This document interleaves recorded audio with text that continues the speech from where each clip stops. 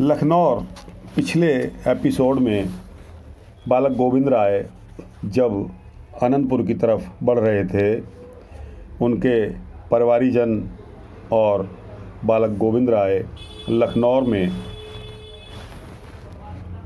आराम करते हैं और लखनऊ में कुछ समय बीतने के बाद श्री गुरु तेग बहादुर साहब का बुलावा आता है। मामा कृपाल चंद, बड़ी माता नानकी जी और माता गुजरी जी के साथ आप आनंदपुर साहब पहुंचते हैं। यहां पहुंचते ही साहिबजादे का आगमन सुनकर सारी सिख सेवक संगतें उमड़ घुमड़ कर आप जी के दर्शनों के लिए आते हैं। तब श्री गुरु तेग बहादुर जी ने संगत के लिए एक बहुत बड़े लंगर का इंतज़ाम किया हुआ था। आनंदपुर में दीप मालिका की गई, कड़ाहा प्रसाद की देग बांटी गई और घर घर खुशियां मनाई गई। साहिबजादे का आगमन सुनकर दूर दूर गांवों की संगतें बड़े प्रेम से भेंट ले लेकर आने लगीं और आप जी का सुंदर स्वरूप निहार कर उसकी भूरी भूरी प्रशंसा करने लगीं। इस प्रकार आनंदपुर में दिन प्रतिदिन उत्सव होने लगा। अब बालक गोविंद राय कुछ और बड़े होते हैं तो पटने से आनंदपुर साहब आकर उनके पिता गुरु तेग बहादुर ने अपने होनहार सुपुत्र बालक गोविंद राय जी को घुड़सवारी, तीर कमान, बंदूक चलाना इत्यादि की शिक्षाएं सिखलाने का प्रबंध किया। बालकों के साथ बाहर खेलते समय मामा कृपाल जी आपकी निगरानी में रहते थे। स्नान पानी और वस्त्रों की सफाई के लिए माता गुजर कौर जी इनकी निगरानी करती थी और वृद्ध औरतों का प्रबंध भी कर दिया गया। इस तरह आप जी पिता गुरु जी के किए हुए प्रबंधों के अनुसार ही शिक्षा लेते रहे। दशमेश जी इस प्रथाएं अपनी आत्मकथा विचित्र नाटक में लिखते हैं। मद्र देश हमको ले आए, भांत भांत दैयन दुलराए, कीनी अनिक भांत तन रक्षा, दीनी भांत भांत की शिक्षा। दसम ग्रंथ में ये 7वें अध्याय में विचित्र नाटक के नाम से पंक्तियाँ निहित हैं। अब समय आ जाता है गुरु जी के शीश देने का, यानी कि 9वीं पातशाही को किस तरह दिल्ली बुलाकर औरंगज़ेब के हुक्म से कि या तो वो दीन इस्लाम को मान लें या फिर बलिदान के लिए तैयार हो जाएं। तो आपने अभी 2-3 दिन पहले ही शहीदी दिवस, जो कि 9वें गुरु तेग बहादुर जी के नाम से प्रसिद्ध है, मनाया था। और क्योंकि 9वें पातशाह की शहीदी के बाद गुरु गद्दी पर बैठने वाला कोई व्यक्ति चाहिए था, तो औरंगज़ेब की कैद में श्री गुरु तेग बहादुर जी ने अपना अंतिम समय पास जानकर 5 पैसे और 1 नारियल एक सेवक सिख के हाथ आनंदपुर भेजकर गुरु गद्दी अपने साहबजादे गोविंद राय जी को सौंप दी। परंतु गुरु गद्दी पर बैठने की पूरी मर्यादा श्री गुरु तेग बहादुर जी के अंतिम संस्कार करने के उपरांत 12 मघर संवत 1232 को ही की जा सकती थी। इस समय बाबा बुढ़ा जी से 5वीं पीढ़ी उनके बड़े पौत्रे बाबा राम कुंवर जिनका नाम बाबा गुरबख्श सिंह भी लिखा गया है, जी ने आप जी को गुरु गद्दी का तिलक लगाकर गुरु की मर्यादा अर्पित की और इसके पश्चात संगतों ने अपनी अपनी भेंटें अर्पण करके गुरु जी को नमस्कार किया। अब इसके पश्चात गुरु जी यानी कि बालक गोविंद राय 10वीं पातशाही के रूप में गुरु गोविंद सिंह जी के नाम से आ जाते हैं और शस्त्र विद्या का अभ्यास शुरू करते हैं। आप जी ने गुरु गद्दी पर बैठकर अपने बाबा श्री गुरु हरगोविंद जी की तरह मीरी और पीरी दोनों कामों में बहुत ही दिलचस्पी दिखाई।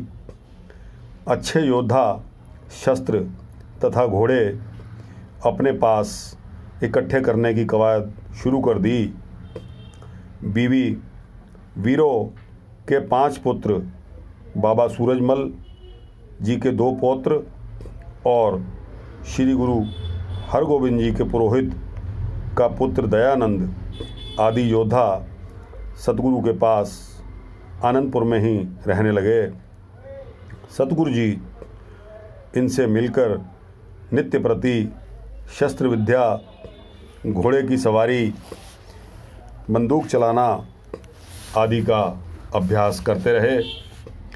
इसके साथ ही आप जी की गुरु घर की मर्यादा के अनुसार सिख सेवकों को सतनाम वाहिगुरु का उपदेश देकर सिख संगतों को आनंदित भी करते रहे और इनका जिक्र अपने विचित्र नाटक में, जो कि दशम ग्रंथ के 8वें अध्याय में निहित है, वो इस प्रकार है। राज साज हम पर जब आयो, जथा शकत तब धर्म चलायो, भांति भांति बन खेल शिकारा, मारे रीछ रोज झंखारा। तो दोस्तों, इसके बाद गुरुजी नौजवान गुरु गद्दी पर बैठे हुए और इनके विवाह की बात चलती है। तो संवत 1734 की विसाखी के समय जब देश विदेश से गुरुजी के यानी कि नए गुरुजी श्री गुरु गोविंद सिंह साहिब जी पातशाही 10वीं के दर्शन करने के लिए संगत आई और लाहौर की संगत में एक सुभीखी क्षत्रिय जिसका नाम हरजस था, उन्होंने अपनी लड़की जीतो का रिश्ता गुरु जी के साथ कर दिया।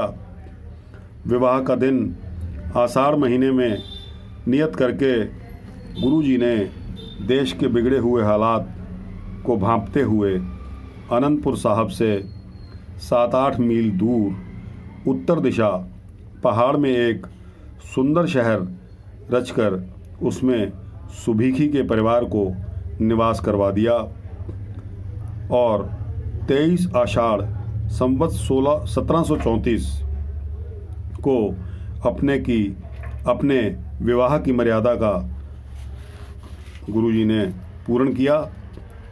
आजकल यह स्थान गुरु का लाहौर के नाम से जाना जाता है, जहां गुरुजी ने अपने परिवार को, इसमें सुभीखी के परिवार को निवास करने के लिए छोड़ा था। अब गुरुजी अपने नित्य के कर्म यानी कि इस स्थान के पास ही पानी का एक चश्मा भी चल रहा है, जो गुरुजी ने घोड़े पर सवार ही पृथ्वी में नेज़ा मारकर निकाला था। इस चश्मे के साथ ही गुरुजी ने 2 बार फिर नेज़े मारकर 2 और चश्मे निकाले, जो आजकल गुरु की त्रिवेणी के नाम से प्रसिद्ध हैं, यानी कि 3 हो गए। पहले नेज़ा मारकर पानी का प्रबंध किया और उसके पश्चात 2 बार फिर नेज़ा मारकर, यानी कि 3 चश्मे जो कि त्रिवेणी के नाम से प्रसिद्ध हैं, आजकल भी चल रहे हैं। आप दर्शन कर सकते हैं।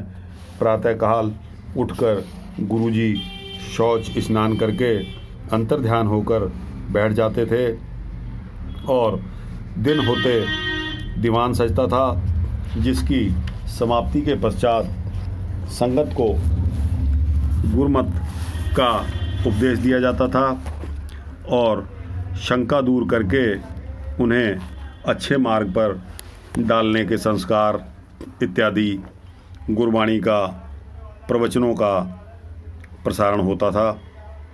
बाद में लंगर होता था। सब प्रसाद खाकर और अपने अपने घरों में जाकर आराम करते थे। पिछले पहर आप शस्त्र विद्या का अभ्यास करते और साथ में अपने योद्धाओं को भी करवाते थे। बाहर जंगल में जाकर निशानेबाजी करनी, घोड़े मोड़ने और तीर चलाने इत्यादि की विद्याएं इन्होंने हासिल की। कारीगरों के द्वारा बड़े तीखे तीर, तलवारें और नेज़े, कटारें आदि तैयार करवाते रहते। कई सिख गुरु की खुशी प्राप्त करने के लिए बड़े अच्छे हथियार और घोड़े लाकर आप जी की भेंट करते रहे। अपने योद्धाओं के समय जंगल में जाकर शिकार खेलते, घोड़े दौड़ाते, तीरंदाजी और बंदूक की निशानेबाजी आदि करते। ढाल, तलवार इत्यादि का प्रयोग आदि आप जी का युद्ध अभ्यास का नित्य कर्म बन गया। अपने योद्धाओं की शिकार चढ़ने की तैयारी के लिए आप जी ने एक बड़ा नगाड़ा भी तैयार किया, जिसका नाम उन्होंने, गुरुजी ने, रणजीत नगाड़ा रखा। अब दुनीचंद मसंद काबुल से एक बहुमूल्य चांदनी लेकर आता है। काबुल में गुरु के घर का एक सेवक दुनीचंद नाम का एक मसंद रहता था। वह गुरुजी को 10 बंद की धनराशि यानी कि 10वां हिस्सा इकट्ठा करके एक बड़ी सुंदर पश्मीने की चांदनी बनवाकर गुरुजी को लाकर भेंट करता है और आनंदपुर में हाजिर होता है। गुरुजी और सिख संगत इनको देखकर बहुत खुश होते हैं। अब आसाम के राजा की ओर से प्रासादी हाथी भेंट होने का जिक्र आता है। आसाम के राजे राम राय ने के घर जो लड़का श्री गुरु तेग बहादुर जी के वरदान से पैदा हुआ, उसने जवान होकर जब अपनी माता से यह उसको पता लगा कि वह बालक गुरुजी के वरदान से पैदा हुआ है, तो वह अपनी माता सहित और कीमती भेंट लेकर गुरुजी के दर्शनों के लिए आता है। एक प्रसादी हाथी जिसका कद छोटा था, माथे में रोटी जितना सफ़ेद निशान, सूंड की नोक से लेकर पीठ के ऊपर की नोक तक सफ़ेद लकीर, अधिकांश शरीर का रंग काला। यह हाथी बहुत ही अभ्यस्त था। जैसा कि गुरुजी के चरण धोने व सिर के ऊपर चौर करना इत्यादि इस हाथी को आता था। दूसरा, एक पंचकला शस्त्र जिसमें से कला दबाने से कटार, तमाचा, तलवार और नेज़ा 5 शस्त्र बारी बारी निकलते थे। तीसरा जो गिफ्ट था, एक चंदन की चौकी जिसकी कला दबाने से 4 पुतलियां निकलकर खड़ी हो जाती थी। चौथा, एक जाम कटोरा जिसमें पृथ्वी और आकाश के रंगारंग स्वरूप दिखाई देते थे। पांचवा, मोतियों की एक माला, 5 बहुमूल्य घोड़े, साज सामान सहित जड़ाऊ कंगन और बहुमूल्य वस्त्र।